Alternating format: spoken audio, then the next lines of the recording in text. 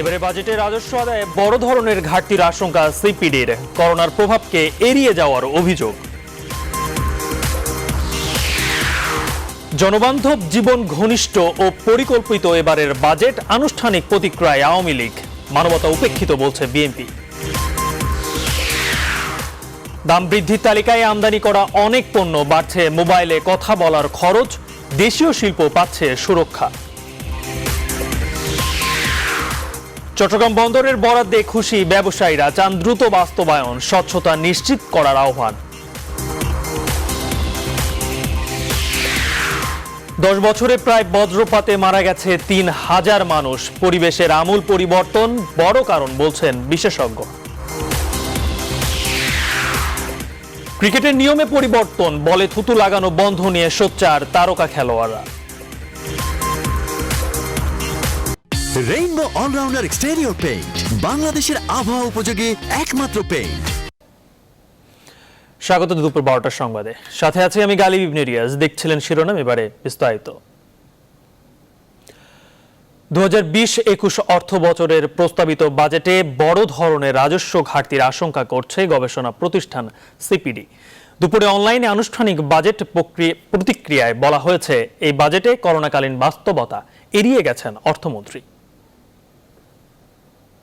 যে এই সময়ে দারিদ্র, বৈষম্য দূর করা এবং কর্মসংস্থান সৃষ্টি করা, এই বিষয়গুলোর উপরে জোর দিতে হবে। এবং কিছুদিন আগেই আমরা 7ই জুন যেই আরেকটি মিডিয়া ব্রিফিং এ আমরা বলেছিলাম যে এই কোভিড এর কারণে দারিদ্র্যের হার যেটা কিনা উঁচু রেটে আছে, যেটা কিনা আমরা বলি আপার লেভেল পভার্টি রেট, সেটা 2016 সালে 24.3% ছিল। ইনকাম এক্সপেন্ডিচার সার্ভেতে, household income expenditure survey পরিসংখ্যান ব্যুরো যেটি করে থাকে, সেই তথ্য নিয়ে আমরা আবার সেটা হিসাব করেছিলাম। সেটা দেখলাম যে আমরা এই দারিদ্র্য সীমার হার 35% উন্নীত হবে।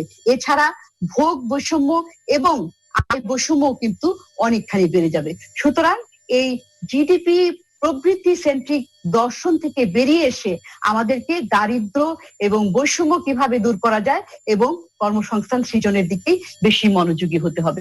আমরা দেখছি যে এই রাজস্ব আহরণ এবং সরকারি ব্যয়ের যে একটা সামঞ্জস্যহীনতা, এইটা কিন্তু এই প্রেক্ষিতটা ধরেই যে আবার 2021 সালের বাজেটটা প্রণয়ন করা হয়েছে। বাজেট এলেই সবার চোখ থাকে কি ধরনের পণ্য ও সেবার দাম বাড়ছে আর কমছে কোনগুলোর, এর উপর। 2020-21 অর্থ বছরের প্রস্তাবিত বাজেটে পণ্যের দাম বাড়া কমার বিষয়ে বেশ কিছু ধারণা দেওয়া হয়েছে। কোনগুলোর দাম বাড়ছে কমছে তা বিস্তারিত জানাচ্ছেন বাবু কামরুজ্জামান।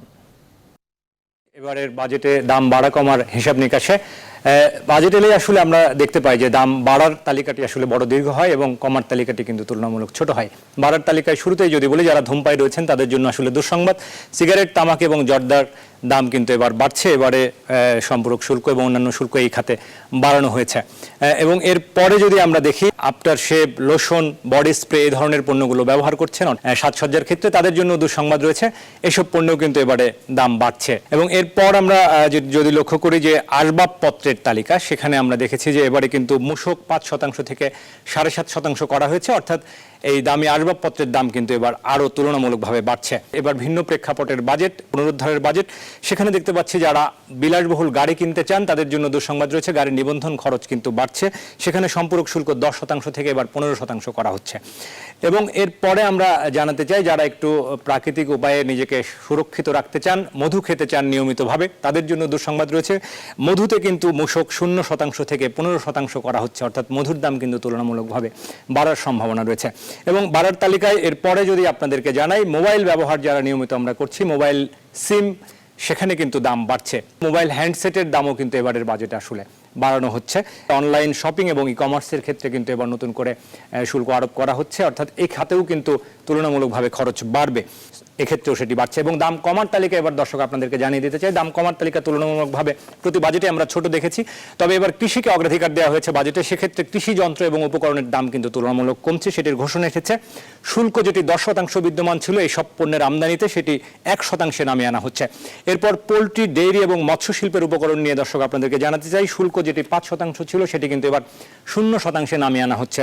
অর্থাৎ এ খাতের যে পণ্য সামগ্রী রয়েছে, শিল্পের উপকরণ রয়েছে, সেটির আমদানিতেও কিন্তু দাম কমবে। স্বর্ণের প্রতি যাদের বিশেষ দুর্বলতা রয়েছে তাদের জন্য কিছুটা সুসংবাদই বটে। মূসক 15% ছিল, সেটি কিন্তু এবার 0% নামিয়ে আনা হচ্ছে। অর্থাৎ এক্ষেত্রে কিছুটা সাশ্রয়ী মিলবে অনেকেরই। ট্রাক্টরে ব্যবহৃত, আমরা বলেছিলাম যে কৃষিকে অগ্রাধিকার দেওয়া হয়েছে, ব্যবহৃত যে টায়ার রয়েছে সেসব টায়ার কিন্তু ভ্যাট 15% ছিল, সেটি মোটা দাগে 0 নামিয়ে আনা হয়েছে। অর্থাৎ এক্ষেত্রেও কিন্তু দাম তুলনামূলক কমে আসবে। এবং অনলাইনে আয়কর রিটার্ন দাখিল, এটি কিন্তু এবারের বাজেটেই প্রথমবারের মতো সুযোগ দেওয়া হয়েছে। অনলাইন রিটার্ন দাখিল করলে তাকে 2000 টাকার নগদ রেয়াত সুবিধা দেওয়া হবে, এটি কিন্তু প্রথমবারের মতো প্রণয়ন করা হয়েছে। চিনির দাম কিন্তু গতবারে বেড়েছিল কিছুটা, এবার কিন্তু কমানো হয়েছে। অর্থাৎ আমদানি পর্যায়ে অগ্রিম আয়কর যেটি 5% ছিল সেটি 2.5% নামানো হচ্ছে। শীতাতপ নিয়ন্ত্রিত যন্ত্রের প্রতি নির্ভরতা যাদের রয়েছে তাদের সুসংবাদই বটে, মূসক এবং সম্পূরক শুল্কে অব্যাহতি দেওয়া হয়েছে, তাই দাম কমতে পারে এয়ার কন্ডিশনারের। এরপর ফ্রিজের ক্ষেত্রেও দেশীয় যেসব পণ্য রয়েছে, ফ্রিজের কথা আমরা জানাতে চাই। ফ্রিজ কিনতে গিয়ে তুলনামূলক সাশ্রয় মিলতে পারে। দেশীয় যেসব সংযোজনকারী শিল্প প্রতিষ্ঠান রয়েছেন, দেশীয় প্রতিষ্ঠান উৎপাদন করছেন, তারা কিন্তু ফ্রিজের দাম কমানোর সম্ভাবনা রয়েছে, এক্ষেত্রেও সম্পূরক শুল্ক কমানো হয়েছে। সবশেষ যেটি দাম কমার তালিকায় আপনাদেরকে জানাতে চাই, যারা আসলে এই করোনাকালীন সময়ে মানসিক স্বাস্থ্য ভালো রাখবার জন্য মেডিটেশন করছেন নিয়মিত, মেডিটেশন সেবার এসব যন্ত্রপাতি কিনতে গিয়ে আপনাকে কিন্তু তুলনামূলকভাবে মূসক অব্যাহতি দেওয়া হয়েছে। তো এই ছিল আসলে মোটা দাগে আমার কাছে বাজেটে দাম বাড়া কমার তালিকার হিসাব নিকাশ। বাজেট প্রস্তাবের সাথে সাথেই বাজারে এর প্রভাব পড়া আমাদের অর্থনীতির একটি নিয়ম হয়ে দাঁড়িয়েছে। যদিও এই বাজেট পাশের আগে এটির বাস্তবায়ন শুরু হয় না, কিন্তু ব্যবসায়ীরা তা অপেক্ষা না করেই সংসদে প্রস্তাব করার পরপরই দাম বাড়িয়ে দেন বিভিন্ন পণ্যের। বাজেটের প্রভাব নিয়ে বিস্তারিত জানাতে রাজধানীর কারওয়ান বাজার ও চট্টগ্রামের রিয়াজউদ্দিন বাজার থেকে যুক্ত হচ্ছেন সহকর্মী বাবু কামরুজ্জামান ও নয়ন বড়ুয়া জয়। শুরুতেই আমরা কারওয়ান বাজার থেকে যুক্ত হচ্ছেন আমাদের সহকর্মী বাবু কামরুজ্জামান। বাবু, জাতীয় সংসদে গতকালই কিন্তু উত্থাপন করা হয়েছে বাজেট, কিন্তু এখনো কিন্তু পাশ হয়নি, তো বাজারে কি এরই মধ্যে এর প্রভাব পড়তে শুরু করেছে?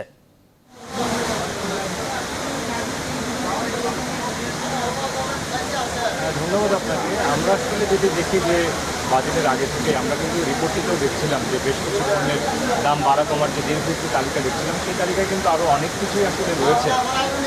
এবং আমরা যদি বলা যে বাজারে আসলে দাম বাড়া কমা বলতে আমরা জানি যে সম্পূরক শুল্ক, মূসক, ভ্যাট, এই নানা কারণে কিন্তু আসলে পণ্যের দাম আসলে বাড়া কমাতে হয়। মূলত আসলে বাজারে কিন্তু পরদিনই আসলে পণ্যের দাম বেড়ে যাওয়ার যৌক্তিক কোনো কারণ নেই, কিন্তু আসলে বাজেটের আগে থেকেই ব্যবসায়ীরা কিন্তু এক ধরনের চিন্তা রাখেন যে এবার বাজেটে এই পণ্যগুলো আমরা দেখি যে প্রতিবারই বাড়ানো হয়।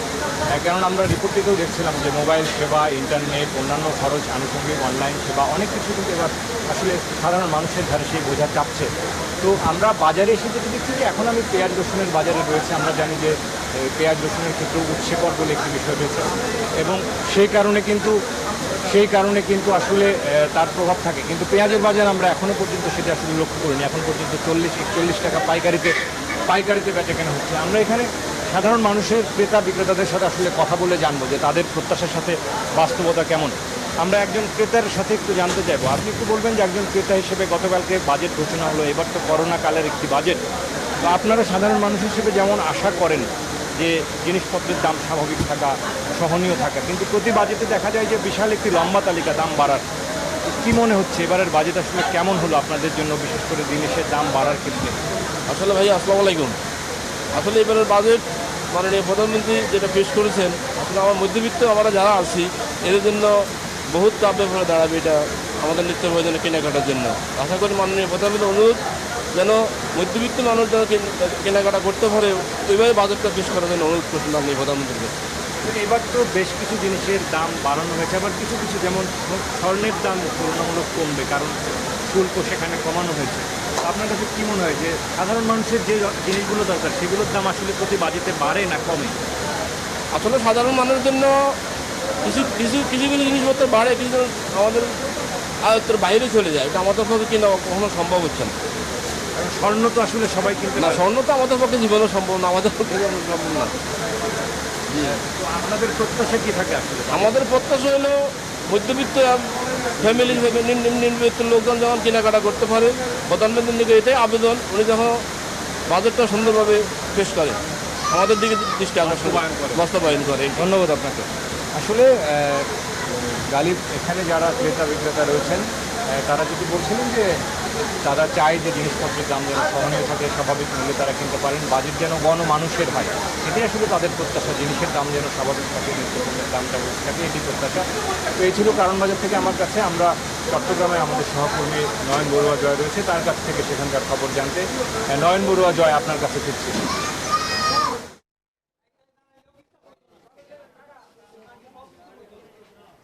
ধন্যবাদ বাবু কামরুজ্জামান। আপনি যেমনটা ঢাকার খবর জানিয়েছেন, তেমনিভাবে বন্দরনগরী চট্টগ্রামেও আমরা দেখি প্রতিবারে যখন প্রস্তাবিত বাজেট ঘোষণা করা হয় তখন কিন্তু আসলে যে নিত্যপণ্যের কিন্তু অনেকটা প্রভাব পড়তে শুরু করে। এবারে তার কোনো ব্যতিক্রম দেখছি না। 2020-2021 অর্থ বছরের নতুন অর্থ বছরের যে বাজেট ঘোষণা হয়েছে, প্রস্তাবিত বাজেট ঘোষণার পরপরেই আমরা দেখছি যে নিত্যপণ্যে কিন্তু অনেকটা প্রভাব পড়তে শুরু করেছে। কোনো কোনো পণ্যে কিন্তু আসলে শুল্ক আরোপ করেছে, যেমনটা আমি আপনাকে দেখাতে চাচ্ছি। পেঁয়াজ কিন্তু এখনো পর্যন্ত আরোপ ঘোষণার পরপরই কিন্তু দেখা যাচ্ছে খাতুনগঞ্জ বলেন, এমনকি চট্টগ্রামের রিয়াজউদ্দিন বাজার আছি আমি, এই জায়গায়ও কিন্তু দেখা যাচ্ছে এসব পণ্যের কিন্তু অনেকটা দাম বেড়ে যাচ্ছে। তেমনিভাবে কিন্তু অনেক পণ্যের দাম কিন্তু কোনোভাবে কিন্তু শুল্ক আরোপ করেনি, ওরকম কিন্তু পণ্যেরও কিন্তু কিছু কিছু পণ্যের দাম বেড়ে যাচ্ছে। সব মিলে বলা যাচ্ছে বাজার কিন্তু অনেকটা অস্থির হয়ে উঠছে। আমরা একটু কথা বলতে চাই সাধারণ মানুষ যারা ক্রেতা বাজার করতে আসেন, তাদের কি প্রত্যাশা ছিল কিন্তু বাজেটে, এখন কি আসলে বাস্তবে কোনটা দেখছে তারা? হ্যাঁ, এখন বর্তমান বাজেট ঘোষণার পর দাম পেঁয়াজের প্রতি বা অন্যান্য যে আদা, পেঁয়াজ, রসুন এগুলোর প্রতি দাম কমার কথা, কিন্তু এখনো পর্যন্ত আগের দাম থেকে গেছে। আর কোনো কিছু জিনিসের দাম যদি বাজেট ঘোষণার পর যদি দাম বাড়ার কথা, কিন্তু এরা সাথে সাথে বেড়ে যায়, কিন্তু কমার কথা হলে এখনো পর্যন্ত কমাচ্ছে না, আগের দাম থেকে গেছে। নিয়মিত অভিযান করার দরকার আছে কিনা? হ্যাঁ, আছে। ধন্যবাদ। আমরা আরো কয়েকজনের সাথে একটু কথা বলতে চাই। বাজার করতে এসেছেন, প্রতিবারই আমরা দেখি যখন বাজেট ঘোষণা হয়, ঘোষণার পরে কিন্তু দেখা যায় এই নিত্যপণ্যের উপর অনেকটা প্রভাব পড়ে, কিন্তু আপনাদের একটা বাজেটের প্রত্যাশা ছিল, তো প্রত্যাশার সাথে বাস্তবে কতটুকু মিলে? এখানে আমাদের বাজার করতে আসছে, যেমন পেঁয়াজের দাম ছিল আগে 20 টাকা, এখন হচ্ছে 28 টাকা। আদার দাম বাড়ছে, রসুনের দাম, সব কিছু দাম বেড়ে গেছে। ঠিক আছে, এখন তো আমাদের তো এরকম বেড়ে যায়, তাহলে আমার মধ্যবিত্তের লোকেদের অনেক সমস্যা হয়ে যাচ্ছে। ঠিক আছে, সরকারের কাছে আমাদের অনুরোধ যে মাল সব কিছু দাম যদি কমায় দেয়, তো আমরা সবাই চালতে খাইতে পারবো। কেন আমাদের দিন মধ্যে যারা কাজ করে তাকে অনেক সমস্যা হয়ে যাচ্ছে, যেরকম বাড়তেছে আমাদের। ধন্যবাদ আপনাকে। গালিব, আপনি অবশ্যই বুঝতে পেরেছেন এখানে যারা কিন্তু আসলে ক্রেতা এসেছেন, ভোক্তারা এসেছেন, তারা বলছিলেন খুব একটা হতাশার কথা আমাদেরকে জানিয়েছেন। সবচেয়ে দাম বেড়েছে বাজার ঘুরে আমরা যেমনটা দেখেছি, পেঁয়াজের দাম কিন্তু কিছু কিছু বাড়তে শুরু করেছে, সবচেয়ে বেশি দাম বাড়তে শুরু করেছে কিন্তু আসলে যে খাতুনগঞ্জের বাজারে, যেখানে পাইকারি বাজার, যে খাতুনগঞ্জ থেকে দেশের বিভিন্ন জায়গায় পেঁয়াজ কিন্তু সরবরাহ করা হয়, সেই জায়গায় কি ঘুরে আমরা দেখেছি, এমনকি রিয়াজউদ্দিন বাজারে যে গোডাউনগুলো আছে সেই জায়গায় ঘুরে দেখেছি পর্যাপ্ত পেঁয়াজ কিন্তু আমদানি করা আছে, আগে ভাগে তারা আমদানি করেছেন, কিন্তু এই পেঁয়াজগুলোর দাম কিন্তু অনেক কম দামে তারা ক্রয় করছেন, কিন্তু দেখা যাচ্ছে সেই পেঁয়াজকে তারা কিন্তু অস্থির করতে কিন্তু বেশি দামে তারা বিক্রি করার জন্য তারা শুরু করছে। সব মিলিয়ে বলা যাচ্ছে কিন্তু হচ্ছে লবণের দামও কিন্তু গতকাল থেকে কিন্তু বাড়তে শুরু করেছে। সব মিলিয়ে বলা যায় যে নিত্যপণ্য আর যেগুলোর দাম কিন্তু আসলে কোনোভাবে শুল্ক আরোপ করেনি, সেই পণ্যের দামও কিন্তু অনেকটা বেড়েছে। তো এই ছিল আমার এখানকার সর্বশেষ। ফিরে যাব স্টুডিওতে গালিবের কাছে। জয়, আপনাকে ধন্যবাদ। দর্শক, বাজেট প্রস্তাবের পরপরই নিত্যপণ্যের বাজারে যে প্রভাব পড়ে তা নিয়ে আমাদেরকে জানাচ্ছিলেন আমাদের চট্টগ্রাম থেকে সহকর্মী নয়ন বড়ুয়া জয়, এবং কারণ বাজার থেকে যুক্ত হয়েছিলেন সহকর্মী বাবু কামরুজ্জামান। প্রস্তাবিত বাজেটে ঢালাওভাবে সুযোগ করে দেওয়া হয়েছে কালো টাকা সাদা করার। অর্থমন্ত্রীর বাজেট বক্তৃতায় বলা হয়েছে আগামীতে উৎপাদনশীল শিল্প ও আবাসন খাতে 10% কর দিয়ে আয়কর রিটার্ন দাখিল করলে আয়কর কর্তৃপক্ষ কোনো প্রশ্ন করবে না। আবাসন সহ অন্যান্য খাতের ব্যবসায়ীরা এই উদ্যোগকে স্বাগত জানিয়েছেন। বিস্তারিত জানাচ্ছেন বাবু কামরুজ্জামান। এ এক ভিন্ন প্রেক্ষাপট। করোনার ভয়াল থাবায় যখন নাজুক গোটা বিশ্ব অর্থনীতি, তখন উদীয়মান বাংলাদেশের অর্থনীতি পুনরুদ্ধারে দ্বিতীয়বারের মতো বাজেট ঘোষণা করলেন অর্থমন্ত্রী আ হ ম মুস্তফা কামাল। অর্থনীতিকে মূলধারায় টেনে তুলতে এবং অর্থপ্রবাহ বাড়াতে এবারের বাজেটে ঢালাওভাবে কালো টাকা সাদা করার সুযোগ দিয়েছেন অর্থমন্ত্রী।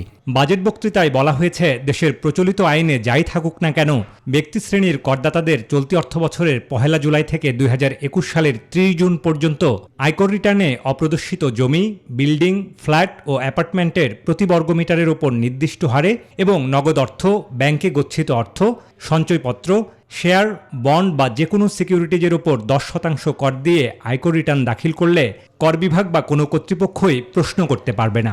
অপ্রদর্শিত আয়ের ব্যাপারে সরকার যে যুগান্তকারী সিদ্ধান্ত নিয়েছে, এর জন্য আমি রিহ্যাবের পক্ষ থেকে আমি তাদেরকে সাধুবাদ জানাই। এই সেক্টরে প্রচুর পরিমাণে ইনভেস্টমেন্ট হবে বলে আমরা বিশ্বাস করছি।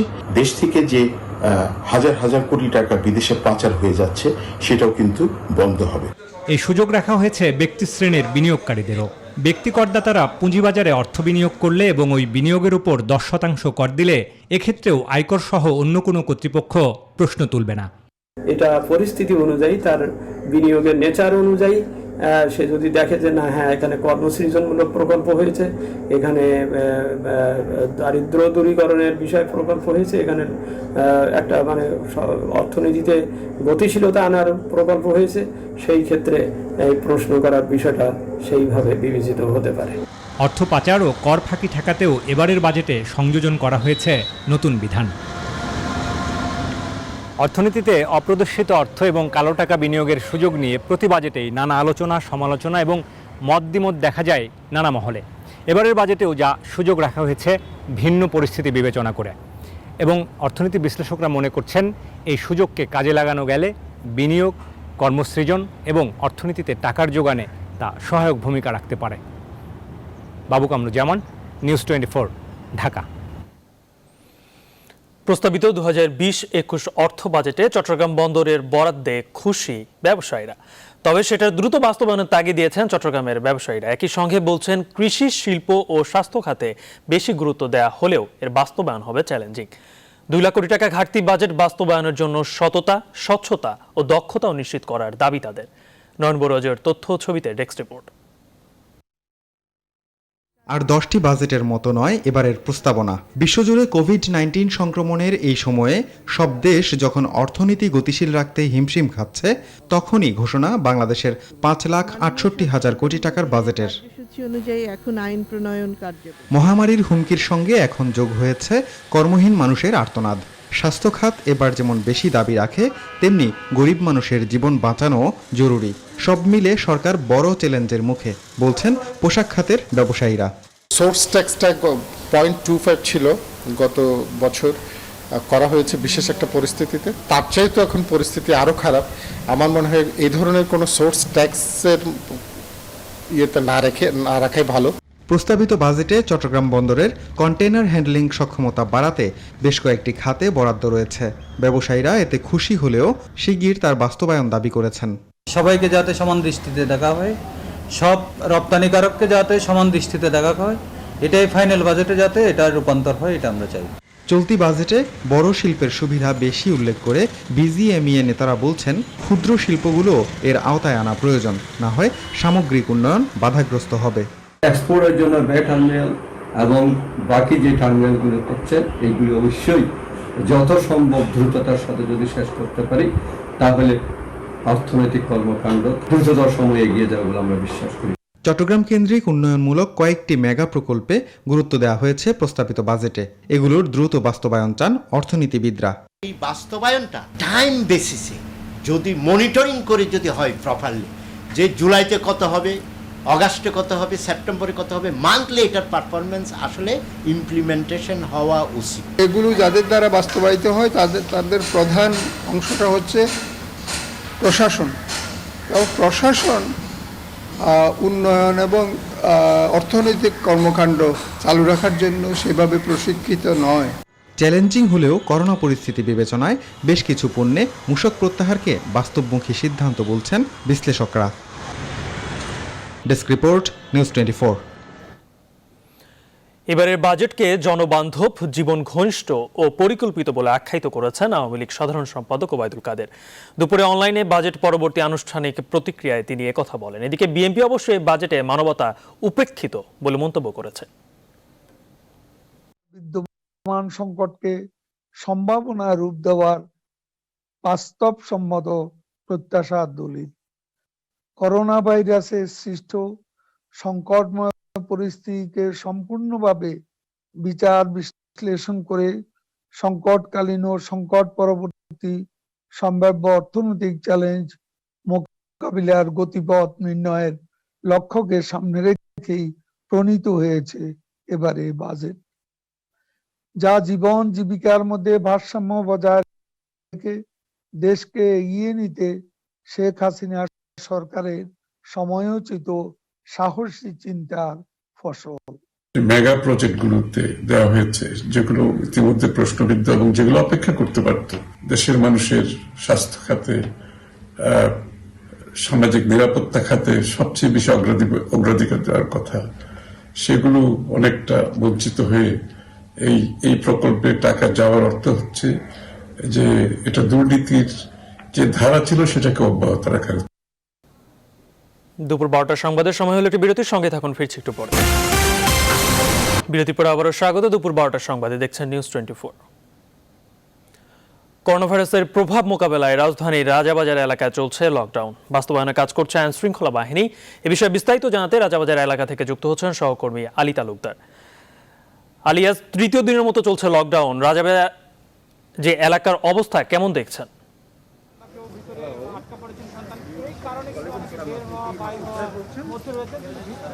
ধন্যবাদ। বলছিলেন যে টানা তৃতীয় দিনের মতো যে এই রাজাবাজার এলাকায় লকডাউন ঘোষণা করা হয়েছে, এই করোনার যেই প্রাদুর্ভাব এবং করোনা আক্রান্তের সংখ্যা কমানোর জন্যই কিন্তু মূলত এই লকডাউনের কথা।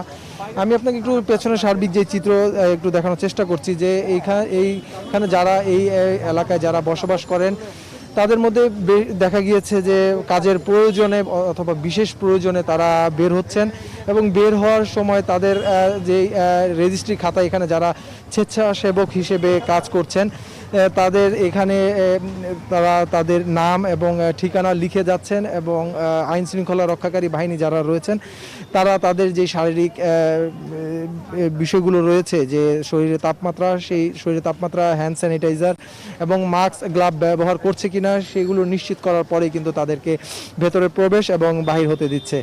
তো যারা এখানে দায়িত্বে রয়েছেন তারা বলছেন যে আসলে এই লকডাউন ঘোষণা করা হওয়ার ফলে যারা বিশেষ প্রয়োজন এবং যারা কাজের জন্য বের হচ্ছেন, সেই ক্ষেত্রে এই এলাকায় যারা গণমাধ্যম কর্মী, চিকিৎসক এবং ব্যাংকের কর্মকর্তারা রয়েছেন শুধুমাত্র তাদেরকেই বের হতে দিচ্ছে। এছাড়া যারা জরুরি প্রয়োজনের দেখাচ্ছেন যে তাদের জরুরি প্রয়োজন যেতে হবে, সেই ক্ষেত্রে তাদেরকে তারা তাদের বের হতে এবং প্রবেশ করতে দিচ্ছেন। কিন্তু আইন শৃঙ্খলা রক্ষাকারী বাহিনী যারা এখানে দায়িত্বে রয়েছেন তারা বলছেন যে শতভাগ যদি লকডাউনের যেই বিষয়টি সেটা যদি তারা এখানকার বাসিন্দারা নাম মেনে চলে তাহলে কিন্তু ঝুঁকি থেকে যায়।